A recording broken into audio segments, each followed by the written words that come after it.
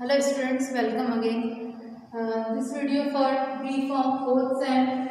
Okay, the subject is physical pharmacy 2 for B.Pharm 4th sem students. Unit 3 coarse dispersion. Okay, in last video we have taken the coarse dispersion of suspension. Okay, types wise सारे discuss हो चुके हैं. ठीक है, next अब हम start करते हैं properties of suspended particles. Okay, so in last video we have discussed about the stability of suspension. Okay, तो stability of suspension में हमने क्या क्या पढ़ा था? Use of wetting agent, use of electrolytes and use of, ठीक है, suspended जो उनमें उसमें जो हमने यूज़ किया था. ठीक है, जितने भी मटेरियल्स जो एजेंट्स वगैरह जो हमने यूज़ किए थे. ठीक है, ड्यू टू कंट्रोल्ड फ्लक्चुएशन के लिए. ठीक है, सरफेस फ्री एनर्जी के रिड्यूस करने के लिए, वेटनिंग एजेंट के लिए. ठीक है, उन सभी को फिर से हम देखेंगे ड्यू टू इनके प्रॉपर्टीज में. ठीक है, तो फर्स्ट प्रॉपर्टी है हमारा, ठीक है, सरफेस फ्री एनर्जी. ठीक है, तो सरफेस फ्री एनर्जी का मतलब होता है फ्री जो एनर्जी हमारे सिस्टम से फ्री हो रही है. ठीक है, सरफेस फ्री एनर्जी यानी कि जो एनर्जी प्रोड्यूस हो रही है. ठीक है, और सिस्टम को इफेक्ट कर रही है. सरफेस फ्री एनर्जी, ठीक है, यानी कि जो हमारा कोर्स पार्टिकल है, ठीक है, उससे जो हम एनर्जी लगा रहे हैं. ठीक है, तो जो फ्री हो रही है एनर्जी, ठीक है, वो हमारे सिस्टम में क्या इफेक्ट करती है ये हम पढ़ते हैं. ठीक है, सरफेस फ्री एनर्जी जब हमारा ये कोर्स पार्टिकल है, ठीक है, this is a coarse particle. ठीक है, अब हम एनर्जी लगाते हैं और इसके अब हम जानते ही हैं कि जो हमारा सस्पेंशन है, ठीक है, सस्पेंशन में अगर जो पार्टिकल साइज है, अगर पार्टिकल साइज जो है वो फाइन होगा. ठीक है, यानी कि कोर्स पार्टिकल ना हो. ठीक है, पार्टिकल साइज जो है वो स्मॉल रहे. ठीक है, तो जो रेट ऑफ सेडिमेंटेशन है वो कम होगा ड्यू टू ग्रेविटेशनल फोर्स. ठीक है, तो जो बड़े पार्टिकल्स हैं तो उनका ग्रेविटेशनल फोर्स हाई होगा, तो वो settle down, rate of sedimentation उनका हाई होगा. ठीक है, और जो पार्टिकल्स का वेट जो है वो लाइट होगा. ठीक है, हल्के वेट के होंगे. ठीक है, उनका सेडिमेंटेशन रेट है वो बहुत कम होगा. ठीक है, स्लो होगी, तो स्लोली वो सेटल डाउन होंगे. ठीक है, तो हम पार्टिकल जो साइज है उसको रिड्यूस करते हैं. ठीक है, तो क्या होता है, हम कोर्स पार्टिकल में एनर्जी प्रोवाइड करते हैं, फिर एनर्जी देते हैं. ठीक है, सरफेस एनर्जी लगता है और जो पार्टिकल है वो स्मॉल हो जाता है. ठीक है, छोटा हो जाता है. देन फिर एनर्जी लगता है और जो पार्टिकल है वो और अगेन रिड्यूस हो जाते हैं. ठीक है, फिर जो ये पार्टिकल है फिर एनर्जी यूज होती है. फिर एनर्जी यूज होने के बाद जो पार्टिकल है वो फाइन पार्टिकल्स में कन्वर्ट हो जाते हैं. ठीक है, अब इनका जो वेट है इस पार्टिकल और इस पार्टिकल कंपैरिजन में इसका वेट जो है वो काफ़ी ज़्यादा होगा और इसका जो वेट है वो लाइट वेट है. ठीक है, बट ठीक है, ये हो गया हमारा फाइन.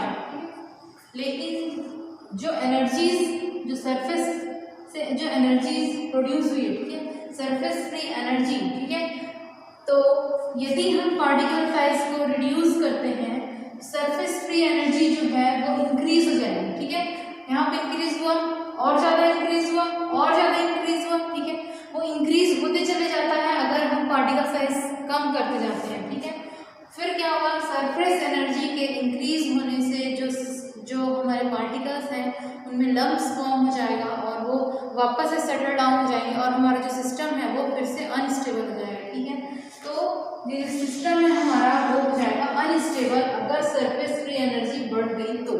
ठीक है, अगर सरफेस एनर्जी और अगर हम पार्टिकल साइज को बढ़ा दें. ठीक है, पार्टिकल साइज अगर हम इंक्रीज करें तो क्या होगा, रेट ऑफ सेडिमेंटेशन इंक्रीज हो जाएगा. पार्टिकल साइज इंक्रीज होते ही इसमें ग्रेविटेशनल फोर्स आएगा, फ्लक्स फॉर्म, वो आखिर फिर से वो नीचे आके सेटल डाउन हो जाएंगे. ठीक है, और जो हमारी स्टेबिलिटी है वो भी इंक्रीज हो जाएगी. सॉरी, स्टेबिलिटी जो है वो हमारा डिक्रीज हो जाएगा. ठीक है, स्टेबिलिटी जो इमल्शन है वो स्टेबल नहीं रह पाएंगे. ठीक है, तो हमारा जो स्टेबिलिटी वाला प्रॉब्लम है वो इनस्टेबल हो जाएगा, तो स्टेबिलिटी भी डिक्रीज हो जाएगी, ठीक है। अब क्या किया जाए, वो पार्टिकल साइज भी हम रिड्यूस कर रहे हैं तो हमारी एनर्जी बढ़ जा रही है, और अगर हम पार्टिकल साइज को इंक्रीज कर रहे हैं तो हमारा रेट ऑफ सेडिमेंटेशन बढ़ जा रहा है, ठीक है। तो इस प्रॉब्लम को ओवरकम करने के लिए हम यूज करते हैं, so we added wetting agents, okay. तो good quality of wetting agent हम यूज करते हैं, इसके लिए हम यूज करते हैं पॉलीसॉर्बेट 80, ठीक है। पॉलीसॉर्बेट 80 का क्या काम है, वो सरफेस एनर्जी को इंक्रीज होने नहीं देता है जब हम फाइन पार्टिकल्स हम यूज करते हैं तो, ठीक है। स्मॉल पार्टिकल हम यूज करते हैं हमारे सेडिमेंटेशन में, तो रेट ऑफ सेडिमेंटेशन भी हाई नहीं होता है, और जो सरफेस फ्री एनर्जी है वो भी रिड्यूस होती है, इंक्रीज नहीं होती है, ठीक है। तो वेटिंग एजेंट हम ऐड करते हैं तो हमारा जो सिस्टम है वो स्टेबल हो जाता है, और हम पार्टिकल साइज भी हम लार्जर पार्टिकल साइज भी हमको यूज़ करने की ज़रूरत नहीं होती है, ठीक है। कोर्स पार्टिकल भी हम यूज़ नहीं करते हैं, ठीक है। स्मॉल पार्टिकल भी हम यूज़ करेंगे, और जो सरफेस एनर्जी है वो भी नहीं बढ़ेगी, ठीक है। किसकी वजह से ऐड करते हैं हम वेटिंग एजेंट, तो ठीक है पॉलीसॉर्बेट 80 हम ऐड करते हैं। तो सरफेस फ्री एनर्जी के लिए जो फॉर्मूला है, ठीक है, गिब्स ने दिया है, गिब्स फ्री एनर्जी जो है हमारा delta G equals to Y S L into delta A, ठीक है। तो जो एस एल है, वाई एस एल है, तो ये हो गई आपकी सरफेस टेंशन, ठीक है, सरफेस इंटरफेशियल टेंशन, और ये जो डेल्टा ए है वो चेंज इन सरफेस एरिया, ठीक है। अब जब सरफेस एरिया हमारा चेंज हुआ है, ठीक है, लार्ज पार्टिकल से स्मॉल पार्टिकल पे, और जो सरफेस टेंशन यानी सरफेस एनर्जी में भी चेंजेस आई है, ठीक है, उन सभी के लिए ये फॉर्मूला हम यूज करते हैं, ठीक है। तो ये हो गया हमारा प्रॉपर्टीज ऑफ सस्पेंडेड पार्टिकल में सरफेस फ्री एनर्जी, ओके। अब नेक्स्ट हम देखते हैं जो नेक्स्ट हमारा जो प्रॉपर्टी है, ठीक है, इलेक्ट्रिकल प्रॉपर्टीज, ठीक है। इलेक्ट्रिकल प्रॉपर्टीज में हम देखते हैं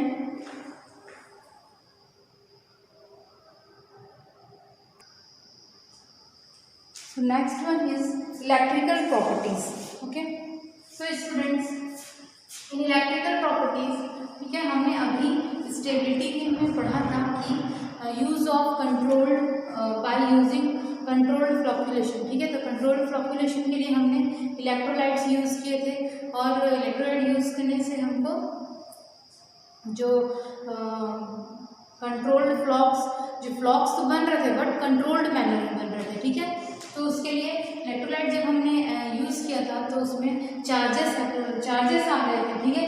तो हमारा जो सिस्टम है उसमें चार्ज आ गया था, चार्जेस आने की वजह से, तो वही इलेक्ट्रिकल प्रॉपर्टी हम यहाँ पे देखते हैं, ठीक है, कि हमारा सिस्टम है, ठीक है, सिस्टम में फोर्स जो देखिए जो पार्टिकल्स होते हैं उनमें फोर्स होता है, ठीक है। तो इस पार्टिकल में जो फोर्स है वो है अट्रैक्टिव फोर्स, एंड दूसरा रिपल्सिव फोर्स जो है वो लग रहा है, ठीक है। अगर वो अट्रैक्टिव फोर्स है तो क्या होंगे, फ्लॉक्स जो है पार्टिकल्स जो है वो पास आएंगे, पास आने के बाद वो क्या होगा, फ्लॉक्स बनेंगे, ठीक है, गुच्छे बनेंगे, एग्रीगेट्स होंगे, ठीक है, तो फ्लॉक्स बनेगा, ठीक है। लेकिन अगर रिपल्सन फोर्स मतलब पार्टिकल्स के बीच में अगर रिपल्सन फोर्स है, यानी कि पार्टिकल्स दूर दूर रहेंगे, ठीक है, तो ये जो सिस्टम है ये, ठीक है, यहाँ पे अगर रिपल्सन फोर्स है, पार्टिकल्स जो है एक डेफिनेट दूरी पे रहेंगे, ठीक है। तो पार्टिकल्स जो है डिस्टेंस बना के रहेंगे, और जो सिस्टम है वो डिस्पर्जन सिस्टम जो है वो मेंटेन रहेगा, ठीक है।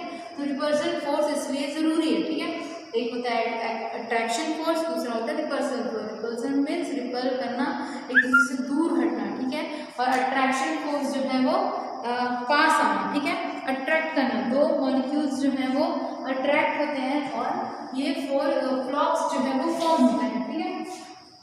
तो जो पार्टिकल्स होते हैं उनमें फोर्सेस जो हैं, एक वंडरवॉल फोर्स लगता है, वंडरवॉल फोर्स के बाद में जो दूसरा फोर्स है वो अट्रैक्शन फोर्स होता है, ठीक है। तो अगर हम उसमें इलेक्ट्रोलाइट यूज करें, ठीक है, तो हम सिस्टम को स्टेबल कर सकते हैं ड्यू टू रिपल्शन फोर्सेस उसमें ऐड करके, ठीक है। इस जो इलेक्ट्रिक प्रॉपर्टीज है उसके लिए हम जीटा पोटेंशियल को भी हम मेजर करते हैं, ठीक है। जीटा पोटेंशियल से अगर वैल्यूज जो है वो 1 के करीब कुछ रहे तो जीटा पोटेंशियल के थ्रू भी हम रिपल्शन एंड अट्रैक्शन फोर्स को ड्यू टू इलेक्ट्रोड हम स्टेबल कर सकते हैं। ठीक है, ये तो हो गया हमारा इलेक्ट्रोलाइट सिस्टम। ठीक है, उसके बाद अब हम देखते हैं इलेक्ट्रिकल प्रॉपर्टीज के बाद में हम देखते हैं इलेक्ट्रिकल प्रॉपर्टीज में जो अट्रैक्शन फोर्स है उसमें अगर सेम, एक बार फिर से हम समझते हैं, अगर सेम जो चार्जेस हैं, ठीक है, अगर वो पास आते हैं तो उनमें क्या होगा, रिपेल करेंगे वो एक दूसरे को। ठीक है,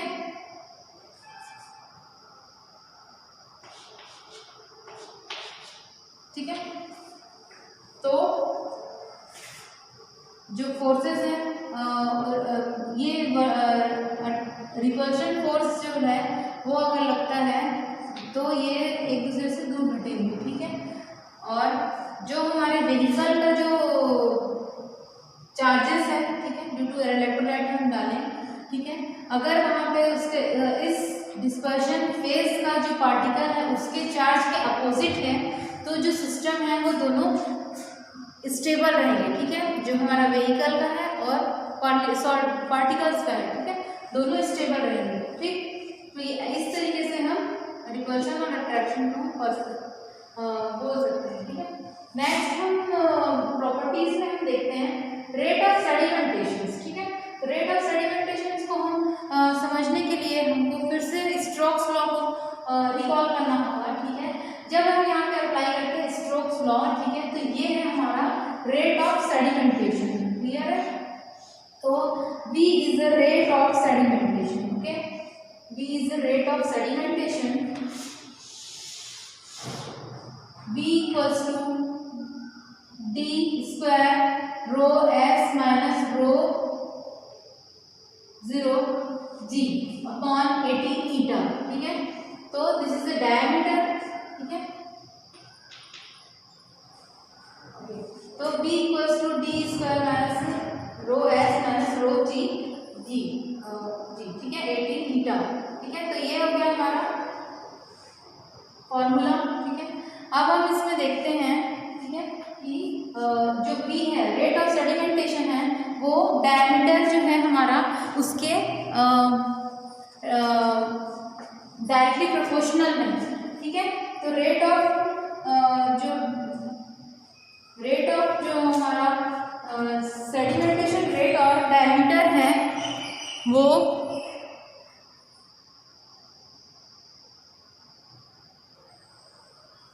ठीक है, तो रेट ये फर्स्ट हम देखते हैं V directly proportional to D square size, यानी कि डायमीटर मींस यानी कि पार्टिकल का जो साइज है। ठीक है, अगर हम साइज को इंक्रीज करते हैं तो वैसे भी ठीक हमारा रेट ऑफ सेडिमेंटेशन भी इंक्रीज हो जाएगा, because of this is directly proportional to rate of sedimentation. Okay, so जो सिस्टम है वो क्या होगा, अनस्टेबल हो जाएगा। ओके, तो इसके लिए हमको पार्टिकल साइज को कम रखना होगा, तभी हमारा रेट ऑफ सेडिमेंटेशन जो है वो कम होगा। नेक्स्ट है V directly proportional to rho S minus rho naught. ठीक है, तो ये डिफरेंस बिटवीन है पार्टिकल्स के डेंसिटी का और हमारे सॉल्वेंट की डेंसिटी का। ठीक है, तो डिफरेंस जो है वो जितना ज़्यादा होगा, ठीक है, उतना ही हमारा जो सिस्टम है वो अनस्टेबल हो जाएगा। ठीक है, तो जो डिस्टेंस है उसको हमें कम रखना है। ठीक है, जो डिफरेंस है, ठीक है, इन दोनों के बीच का जो डिफरेंस है, ठीक है, उसे हमें कम रखना है, तभी हमारा जो रेट ऑफ सेडिमेंटेशन है वो कम होगा। ठीक है, नेक्स्ट है viscosity is directly proportional to gravity. ठीक है, तो ये ग्रेविटी जो है रेट ऑफ सेडिमेंटेशन, हर एक पार्टिकल में कोई ना कोई ग्रेविटी लगती है। ठीक है, तो अगर उसका पार्टिकल साइज कम रहे, ठीक है, लाइट वेट रहे, तो जो ग्रेविटी है वो उसमें कम अप्लाई होगा, और जो पार्टिकल अगर वेट ज़्यादा है तो उसकी ग्रेविटी ज़्यादा हुई तो वो ज़्यादा रेट से नीचे आएगा। ठीक है, तो इससे हम बोल सकते हैं कि जो लाइट वेट है पार्टिकल्स, यानी कि स्मॉल साइज पार्टिकल्स ज़्यादा बेटर रहेंगे लार्ज पार्टिकल से। ठीक है, तो नेक्स्ट है V इज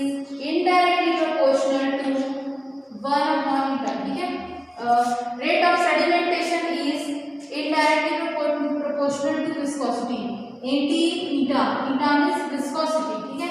तो विस्कोसिटी को हम समझते हैं कि अगर हमारा जो सस्पेंशन है वो थोड़ा सा बहुत ज़्यादा उसमें विस्कोसिटी जो है वो बहुत ही कम है, तो क्या वो सारे पार्टिकल्स जो है वो सेटल डाउन हो जाएंगे, सेडिमेंट हो जाएंगे, ठीक है। और उसी की जगह में अगर हमारा जो पार्टिकल्स है वो स्ट्रक्चर्ड वेहिकल में है, ठीक है। स्ट्रक्चर्ड वेहिकल मीन्स कि उसका जो कंसिस्टेंसी है, उसका जो विस्कोसिटी है वो स्ट्रक्चर्ड है, ठीक है। ड्यू टू कंपेयर बहुत ही एकदम लो विस्कोसिटी के सस्पेंशन से, ठीक है। तो अगर स्ट्रक्चर्ड व्हीकल है, थोड़ा सा उसमें विस्कोसिटी है, तो उसमें जो पार्टिकल्स हैं वो प्रॉपरली डिस्पर्स रहेंगे, ठीक है। एक नेटवर्क लाइक स्ट्रक्चर में प्रॉपर फॉर्म रहेंगे, प्रॉपर डिस्पर्स रहेंगे, ठीक है। तो कोर्स डिस्पर्जन को प्रॉपर फॉलो करेंगे, ठीक है। तो जो विस्कोसिटी है उसे हमें बढ़ाना है, ठीक है।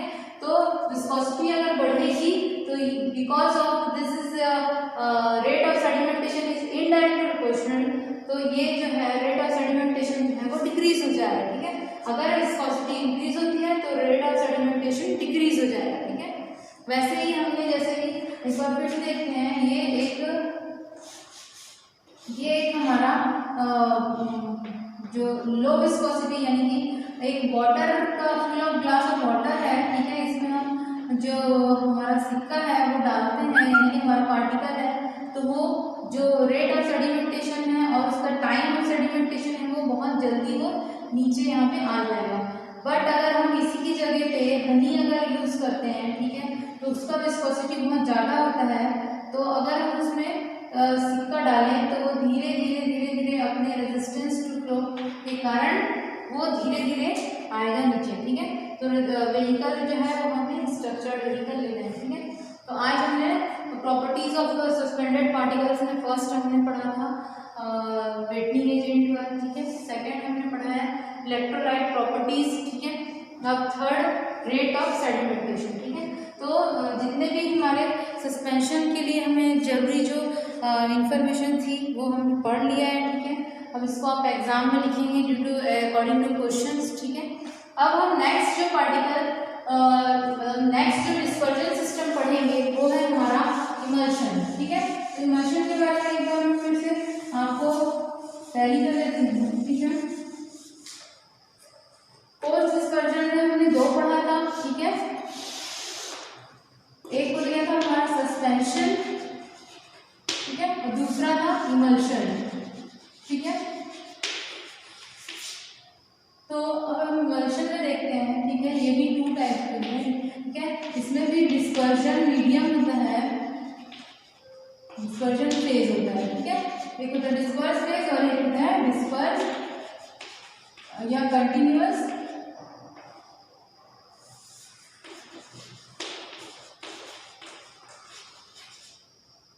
मीडियम, ठीक है, या कंटिन्यूअस फेज, ठीक है। इसमें दोनों जो है वो लिक्विड फेज ही होते हैं, ठीक है। दोनों जो है वो लिक्विड ही होंगे। जैसे कि हमने इसमें पढ़ा था सॉलिड एंड लिक्विड, बट यहाँ पे आपका लिक्विड एंड लिक्विड ही होगा, ठीक है। आइदर वो ऑयल इन वाटर या वाटर इन ऑयल, ठीक है। ये दो होते हैं, ठीक है, oil in oil water and water in oil, ठीक है। एक होता है आपका डिस्पर्स फेज, ठीक है, और दूसरा होता है डिस्पर्स मीडियम, ठीक है। तो इसके प्रॉपर्टीज क्या है, स्टेबिलिटी क्या है, कौन कौन से हमको प्रॉब्लम अराइज होते हैं ड्यूरिंग स्टेबिलिटी, ठीक है। नेक्स्ट क्लास में हम डील करते हैं। Thank you.